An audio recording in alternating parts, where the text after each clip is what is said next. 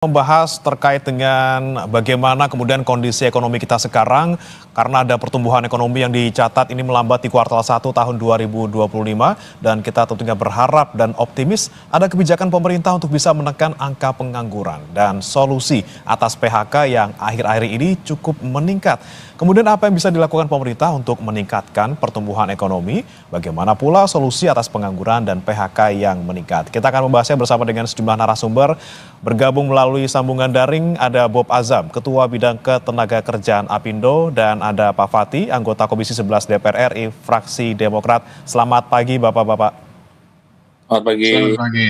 Baik, saya mau ke Pak Bob terlebih dahulu. Ini kan ada data yang dari Kemenaker ya, Pak Bob, ada sekitar 24.000 orang yang mengalami PHK paling tidak sampai April saja gitu ya. Dan ini jumlahnya sudah sepertiga dibandingkan dengan jumlah total di tahun 2024. Memang kondisi realnya di lapangan seperti apa Pak? Apakah memang banyak industri dan juga pengusaha yang mengalami tercekik gitu ya kondisinya dengan yang ada sekarang ini sehingga terus terpaksa melakukan PHK?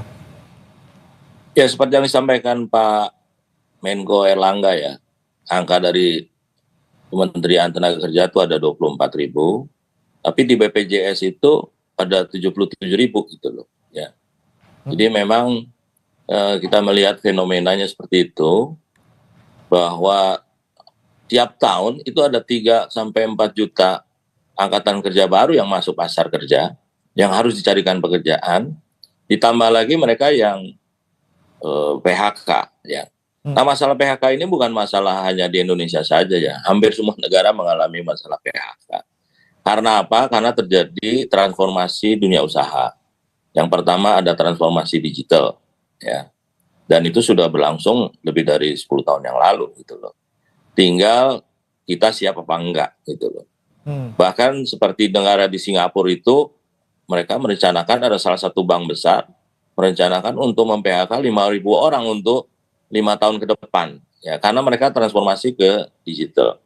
Jadi memang ada problem-problem yang sifatnya struktural ya. Ditambah lagi memang ada problem karena pelemahan ekonomi dunia ya dan domestik. Jadi kalau ada pelemahan ekonomi dunia pasti yang kena yang orientasi ekspor.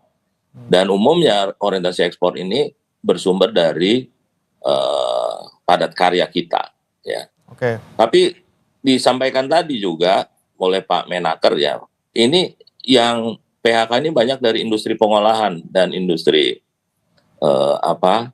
services. Ini yang menurut saya justru industri-industri yang selama ini banyak menyerap tenaga kerja ya.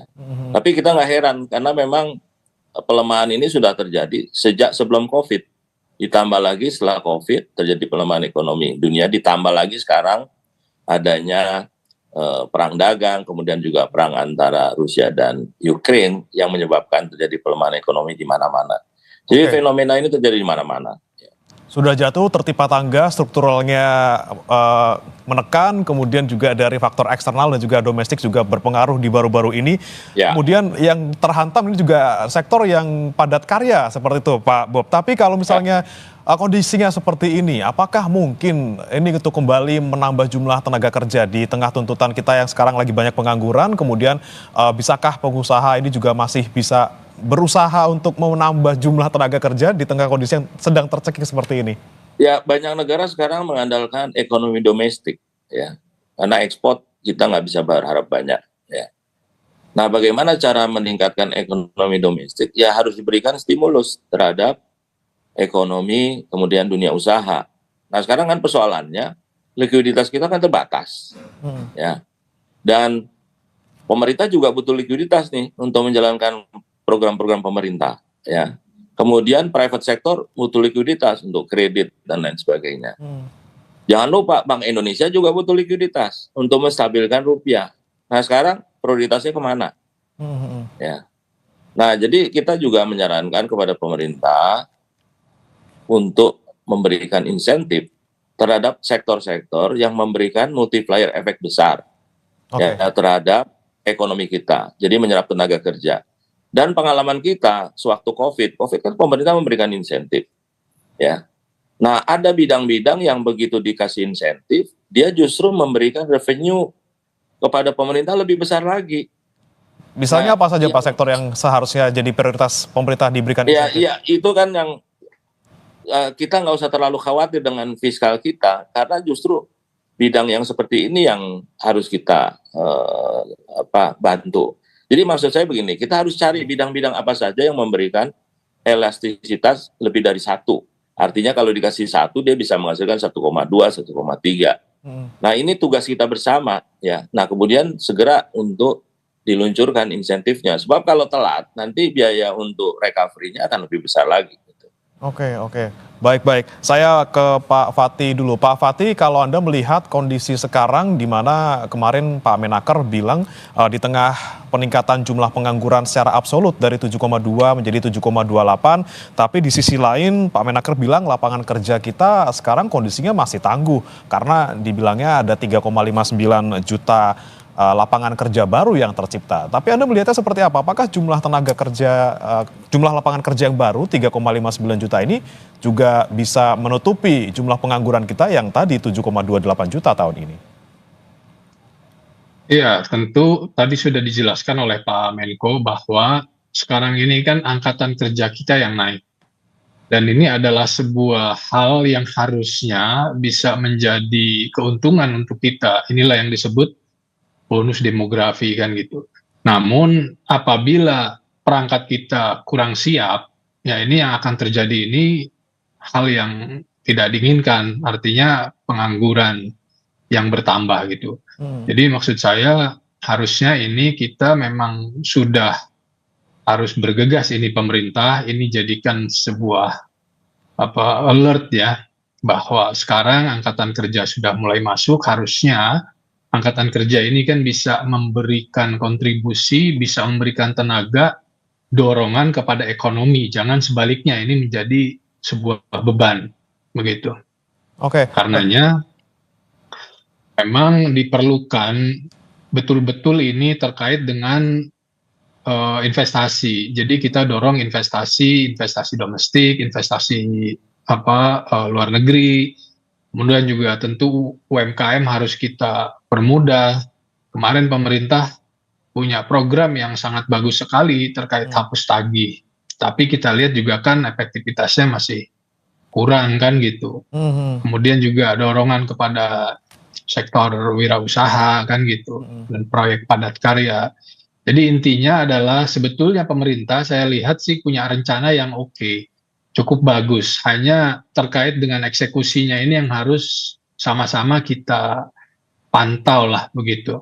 Oke, baik. Saya kembali ke Pak Bob lagi. Tadi Anda bilang bahwa butuh sebenarnya stimulus dari pemerintah untuk para pelaku industri ini bisa survive dan juga tentunya harapannya bisa membuka lapangan kerja baru. Namun sebenarnya tantangan dari yang dihadapi sekarang itu paling berat apa sih Pak sebenarnya, dan sektor apa yang so far ini masih bisa survive dan oke, kita akan prioritaskan ke stimulus ke sektor yang sedang bleeding, kemudian sektor apa yang masih kuat sekarang?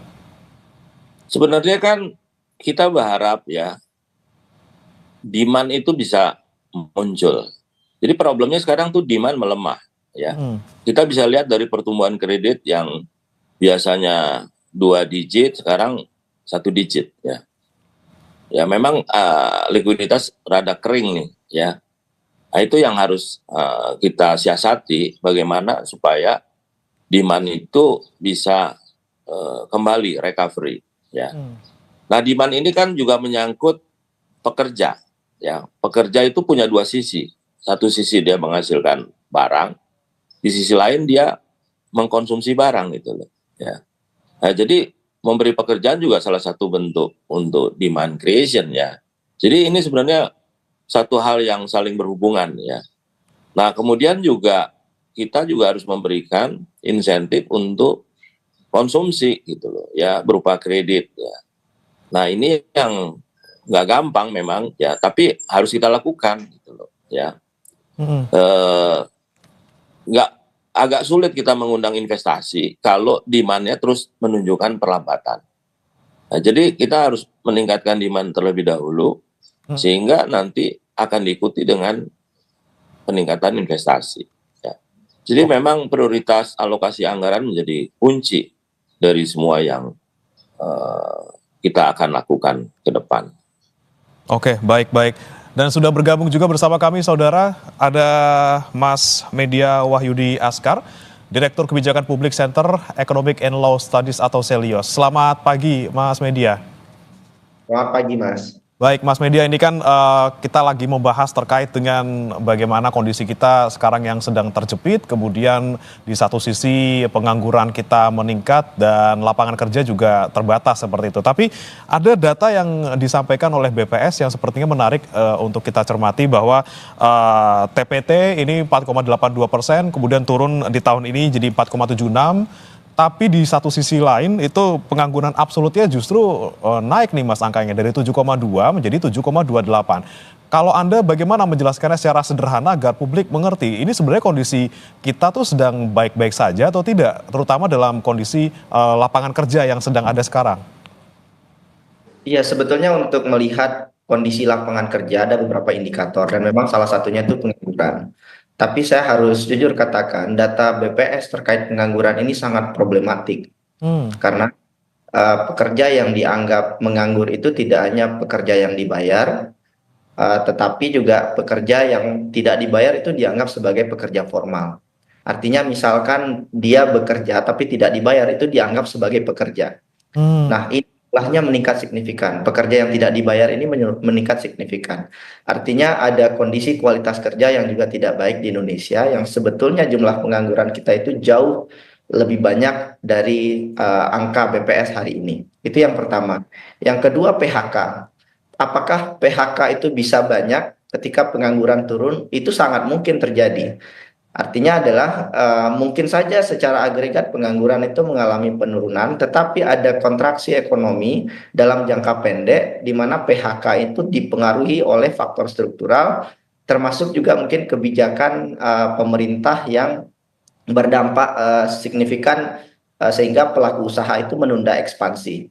Nah, ini yang saya kira harus dicari jalan keluarnya ya Mas. Dan saya melihat ada satu faktor struktural yang perlu segera dicari jalan keluarnya, yaitu Undang-Undang Cipta Kerja yang membuat sekarang PHK itu jauh lebih mudah begitu ya. Karena potongannya jauh lebih rendah, termasuk juga akhirnya banyak perusahaan di sektor manufaktur misalnya itu mulai beralih ke sistem kontrak atau outsourcing yang membuat tenaga kerja tetap mereka itu semakin sedikit begitu Mas.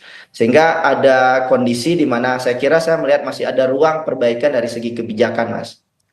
Terutama untuk terkait dengan regulasi dan undang-undang ketenagakerjaan. Oke, baik-baik.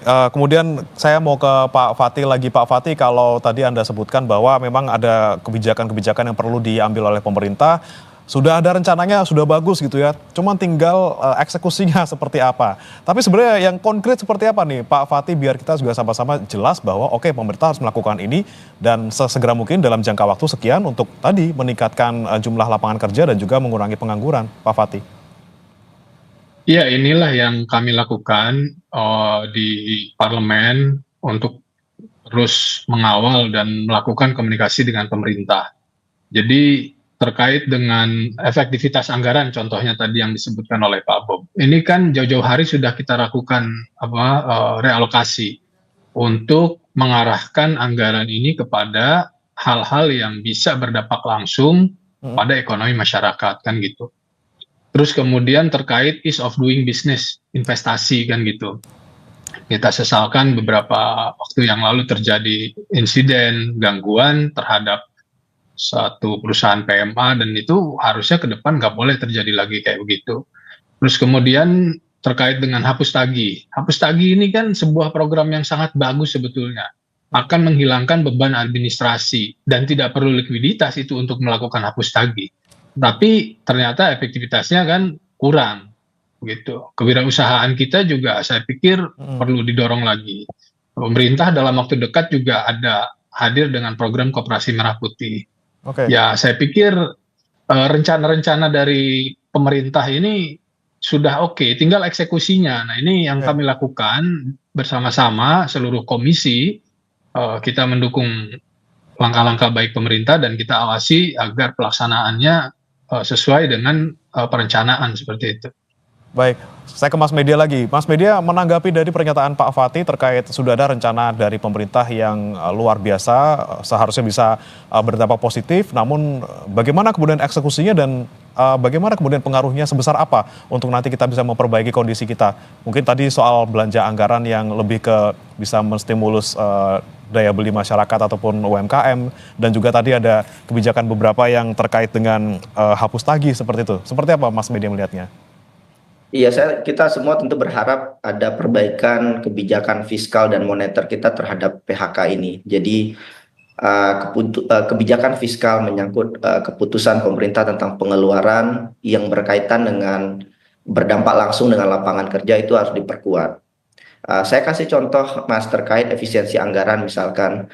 Memang itu diutamakan untuk belanja-belanja tidak produktif ya, tetapi kenyataannya di lapangan justru yang berkurang anggarannya itu salah satunya juga adalah aspek-aspek yang berkaitan langsung dengan penciptaan lapangan kerja. Sebagai contoh BLK, banyak balai latihan kerja sekarang yang hidup segan mati tak mau, dan sekarang akibat efisiensi anggaran ini BLK juga stop aktivitas operasionalnya. Ini juga akan kontradiktif. Efisiensi anggaran bertujuan untuk memperkuat fiskal, tapi justru berbanding terbalik dampaknya ya, justru negatif pada penciptaan lapangan kerja. Itu satu hal. Jadi perlu perbaikan dari kualitas anggaran, termasuk juga soal subsidi. Saya kira ada banyak jenis subsidi yang seharusnya bisa diterima oleh para pekerja, dan ini harus diintegrasikan saya kira dengan APBN kita. Dan ini eksekusinya harus cepat begitu. Jadi pemerintah harus fokus dulu dalam jangka pendek ini. Saya kira ada beberapa subsidi yang terus bisa dilakukan untuk masyarakat menengah, khususnya kelas pekerja, termasuk di sektor kesehatan, pendidikan, termasuk juga transportasi. Dan untuk kebijakan moneter saya kira juga ini juga perlu perbaikan ya, karena ini implikasinya juga soal penurunan permintaan kredit konsumsi dan investasi. Maka ketika konsumen sekarang mengurangi belanja, penjualan menurun, otomatis pada akhirnya akan terjadi pengurangan karyawan begitu. Jadi pemerintah dari segi ekonomi makro juga harus melakukan perbaikan begitu, Mas. Oke, baik. Dan ini harus dilakukan dengan cepat saya kira, karena kondisinya juga cukup sudah mengkhawatirkan, Mas. Oke, jangan sampai memang tadi ya efisiensi anggaran yang dilakukan justru kurang tepat sasarannya, justru kontradiktif, dan juga tadi kita bantu subsidi juga agar konsumsi masyarakat meningkat. Lalu bagaimana nanti dengan Pak Bob Azam nih ya, dengan dari Apindo sendiri menyikapinya? Jangan beranjak saudara, kami akan kembali usai jeda berikut.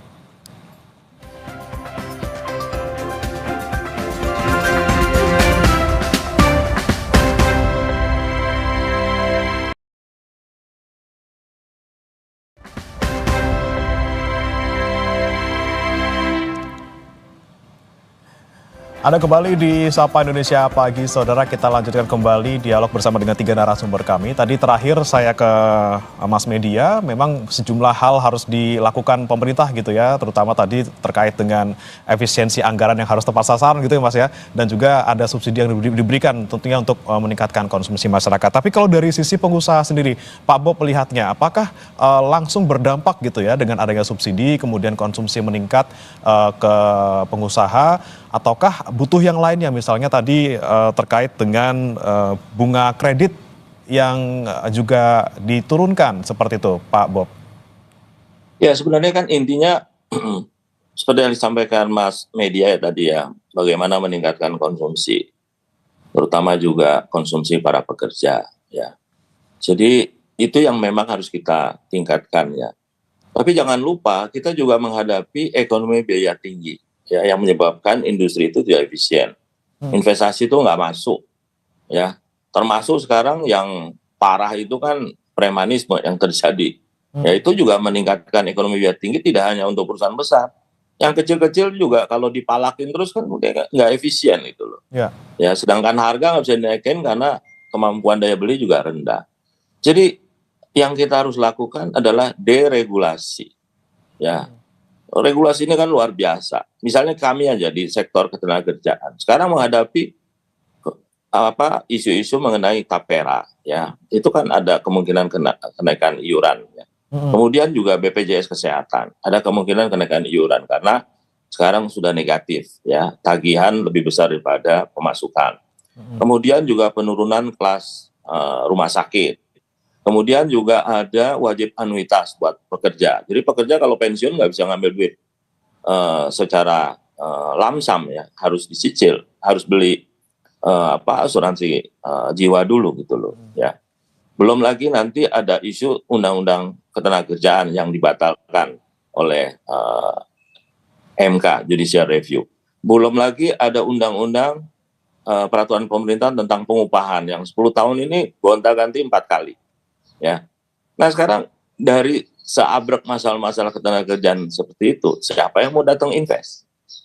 Nah jadi saya agak kurang setuju juga dengan yang disampaikan mass media yang menyalahkan Undang-Undang Cipta Kerja sebagai salah satu sumber untuk munculnya PHK.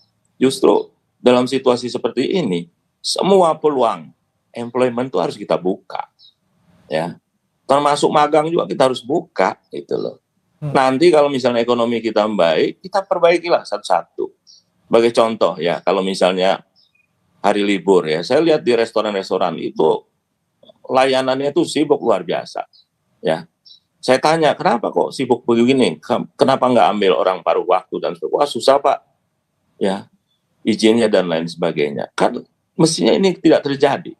Kalau kita keluar negeri kan kita lihat banyak anak-anak sekolah, anak-anak mahasiswa yang bekerja di restoran 2 jam, 3 jam.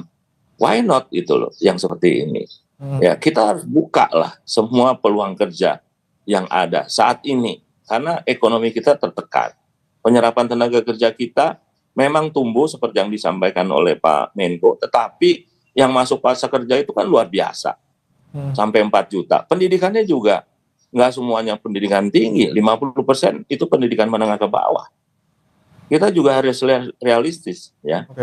Memang kualitas pekerjaan yang masuk Indonesia ini kurang baik gitu loh, ya. Tetapi tenaga kerja kita juga situasinya seperti itu. Jadi benar ya seperti saya sampaikan Pak Presiden, hapus outsourcing, tapi kita harus realistis gitu loh, melihat situasi yang ada saat ini. Nah, jadi tolong fokus, prioritaskan, ya, lakukan deregulasi, buka peluang kerja sebesar-besarnya, ya. Dan satu lagi, kita berharap bahwa penciptaan lapangan kerja ini bisa jadi indikator utama kesuksesan pemerintahan, ya. Jadi setiap bulan itu dibicarain berapa banyak lapangan kerja yang dibuka, ya. Jadi pemerintah sekelas Amerika saja, the Fed, kalau mereka ingin menaikkan suku bunga atau menurunkan suku bunga, mereka lihat dulu employment-nya. Nah di kita yang employment-nya begitu banyak, yang harapannya bisa menjadi bonus demografi, mestinya itu jadi KPI utama yang dibicarakan tiap bulan, ya. Baik, saya ke Mas Media. Tanggapannya Mas Media, apakah setuju misalnya tadi dengan deregulasi ini menjadi solusi yang bisa diambil oleh pemerintah saat ini? Ya, sebetulnya semangat UU Ciptaker itu kan deregulasi, penyederhanaan perizinan, kepastian hukum, dan juga reformasi dari regulasi ketenagakerjaan kita secara umum ya. Dan memang ada beberapa bagian ya, saya kira Pak Bob, yang memang harus ditinjau kembali dalam hal fleksibilitas hubungan ketenagakerjaan. Memang saya meyakini bahwa outsourcing itu jadi keniscayaan di tengah kondisi ekonomi global saat ini gitu ya. Tetapi ada beberapa aspek yang saya kira masih banyak ruang di mana para pekerja, buruh, termasuk juga pengusaha dan pemerintah bisa duduk bersama agar kita bisa lebih tahan terhadap guncangan ekonomi sehingga PHK tidak menjadi jalan keluar yang terakhir. Karena saya lihat datanya juga cukup mengkhawatirkan. Pasca tahun 2022 itu banyak perusahaan yang justru mengurangi bantuan terhadap jaminan kematian, jaminan hari tua, termasuk juga BPJS Kesehatan untuk para pekerjanya. Dan saya nggak bilang ini adalah kesalahan dari dunia usaha, tapi memang regulasinya memungkinkan perusahaan untuk tidak melakukan itu, atau setidaknya ada fleksibilitas dunia kerja yang kemudian juga akhirnya memukul kesejahteraan dari para pekerja. Dan pada implikasinya ini juga berdampak signifikan pada daya beli masyarakat begitu, karena berkurangnya disposable income yang diterima oleh para buruh. Jadi saya kira pesan penting bagi pemerintah hari ini adalah ada kontraksi dari dunia ketenagakerjaan kita. Lonjakan potensi PHK itu jadi sinyal yang harus diantisipasi dan saya berharap itu jangka pendek dulu. Jadi jangka pendek yang pertama, pelaku usaha harus ditopang, didukung oleh kebijakan yang konstruktif dan suportif dan menjaga stabilitas industri. Saya sepakat sekali di titik itu Pak Bob. Dan untuk jangka pendek saya kira perluasan bantuan sosial, subsidi gaji untuk para pekerja itu mungkin boleh dicoba, penyaluran BLT berbasis wilayah industri itu juga mungkin bisa dicoba. Dan dalam jangka menengah saya kira perlu ada insentif pajak yang lebih tepat sasaran, subsidi bunga kredit, dan juga mungkin kerjasama yang lebih baik dengan asosiasi industri. Ini yang mungkin bisa dilakukan. Dan tadi saya sepakat Pak Bob, saya menggarisbawahi sekali lagi soal premanisme. 1 dari 10 perusahaan Indonesia itu terkapar karena crime dan salah satunya berkaitan dengan premanisme. Itu data World Bank Enterprise Survey tahun 2023. Jadi saya sepakat sekali gimana investor mau aman dan nyaman berusaha di Indonesia kalau kondisi ekosistem dan kondisi perekonomian kita masih diganggu oleh aspek-aspek eksternal yang tidak ada di dalam regulasi. Dan ini pasti akan menurunkan indeks kepercayaan investor dan juga masyarakat luas terhadap kondisi investasi di Indonesia. Jadi saya kira ini yang harus direspon dengan cepat. Dan satu lagi Mas, sektor manufaktur. Ya.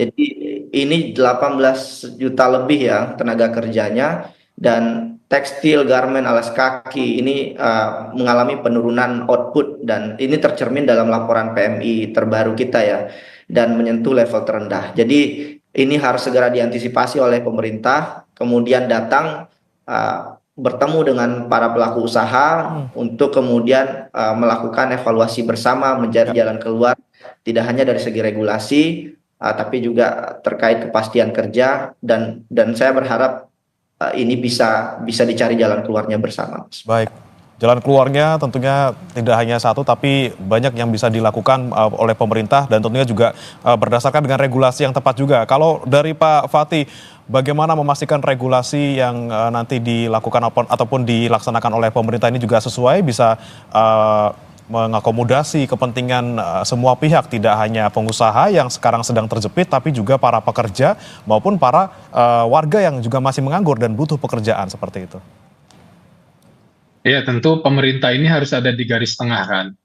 Karena kalau misalnya pengusaha tentu punya kemauan yang selalu berlawanan dengan pekerjanya kan begitu. Namun yang ingin saya sampaikan di sini terkait dengan untuk melakukan penyerapan angkatan kerja maksimal ini kan tidak harus pendekatan dari atas. Kita harus bottom up-nya ini harus kita perkuat juga. Tadi hapus tagih itu harus dibuat sukses. Kenapa? Karena kalau orang-orang ini bisa punya akses lagi kepada perbankan, kepada kredit yang murah, ini kan akan menggerakkan ekonomi di bawah. Kemudian juga dukungan kepada kewirausahaan. Jadi untuk ngambil kredit para pengusaha kecil itu harusnya dipermudah, diberikan kemudahan, dan itu tertuang di dalam Undang-Undang P2SK sebetulnya. Jadi lembaga keuangan, bank dan non-bank itu harusnya memang memberikan kemudahan ke katanya ini dari atas ke bawah, top down. Kita yakin bahwa pemerintah ini sudah memberikan aturan dan juga arah. Deregulasi tadi sudah sepakat tentu. Pemerintah sekarang kan ya kita harus perkuat ekonomi yang di bawah ini, karena untuk mengentaskan pengangguran ini kan bukan hanya kerja di pabrik, tapi bagaimana kemudian tercipta lapangan kerja, tercipta unit-unit usaha di daerah, di kampung-kampung, di desa-desa yang pada akhirnya akan membuat kemampuan ekonomi meningkat. Ini juga salah satunya Koperasi Merah Putih. Ini kan di dalam rangka untuk memperkuat bottom up ini, sehingga bonus demografi kita ini yang jangan sampai kelewat gitu. Jangan sampai angkatan kerja produktif meningkat ini menjadi beban, tetapi harusnya menjadi dorongan bagi ekonomi. Jadi top down bottom up-nya harus kita perkuat begitu. Oke, baik. Ini terakhir sebelum kita tutup dialog hari ini, saya mau ke Pak Bob. Pak Bob, apa harapan Anda sebagai pengusaha tentunya di tengah kondisi yang seperti ini, bagaimana kemudian menyikapi tantangan ekonomi yang luar biasa dengan banyaknya pengangguran, kemudian kondisi perusahaan yang juga sedang banyak yang terjepit. Apa yang Anda harapkan ke depannya terkait dengan mungkin kebijakan pemerintah ataupun regulasi yang nanti akan dilaksanakan pemerintah, seperti itu Pak? Saya ingin merimain kembali ya bahwa oke lah kita punya konsentrasi terhadap PHK ya. Tapi perlu diingat juga ya, PHK itu tidak selalu negatif. Itu juga bisa dilihat sebagai bentuk penyelamatan perusahaan. Jadi jangan sampai PHK ditahan, perusahaannya ambruk ya. Nah, kemudian juga PHK mungkin saja pada saat itu perusahaan punya dana. Sehingga waktu PHK orang masih punya pesangon. Kalau ditahan, mungkin dananya juga udah nggak ada gitu loh. Ya, jadi persoalannya bukan hanya PHK, ya terjadi di semua negara. Ini PHK terjadi di semua negara. Ya, karena macam-macam persoalan. Salah satunya adalah transformasi dunia usaha. Ya, tapi yang lebih penting kita konsentrasi penciptaan lapangan kerja. Ya, misalnya tadi Gubernur Jawa Timur pembatasan usia ya dihilangkan. Nah, masalahnya kenapa terjadi pembatasan usia? Kalau kita buka lowongan pekerjaan, yang datang itu 10.000 orang. Lowongannya 10 orang.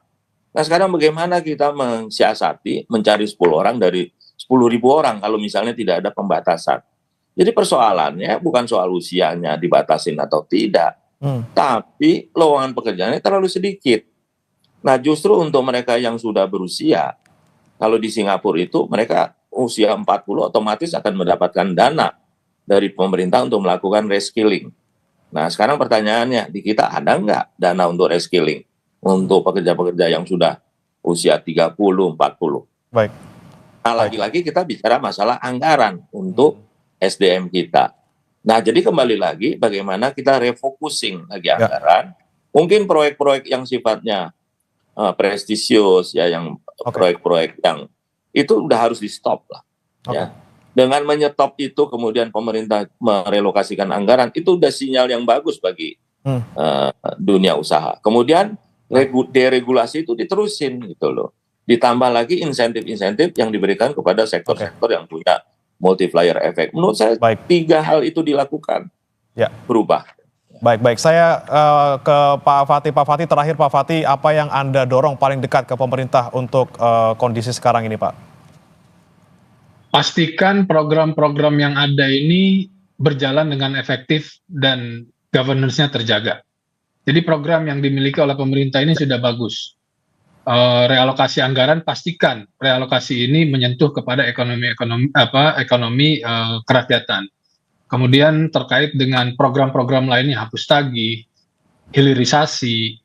Kalau ini koperasi merah putih juga jalan, pastikan koperasi ini berjalan sesuai dengan yang direncanakan. Jangan sampai ada fraud yang dilakukan. Kemudian yang terakhir, Danantara. Pastikan Danantara ini berjalan efektif, pastikan Danantara ini berjalan baik tanpa ada permasalahan. Pastikan semua yang direncanakan dan juga sedang dijalankan dilakukan dengan baik oleh pemerintah. Terima kasih Bapak-Bapak, Pak Fatih, anggota Komisi 11 DPR RI, kemudian Pak Bob Azam, Ketua Bidang Ketenagakerjaan Apindo, dan terakhir ada Mas Media Wahyudi Askar, Direktur Kebijakan Publik sudah bergabung bersama kami dalam Sapa Indonesia Pagi hari ini.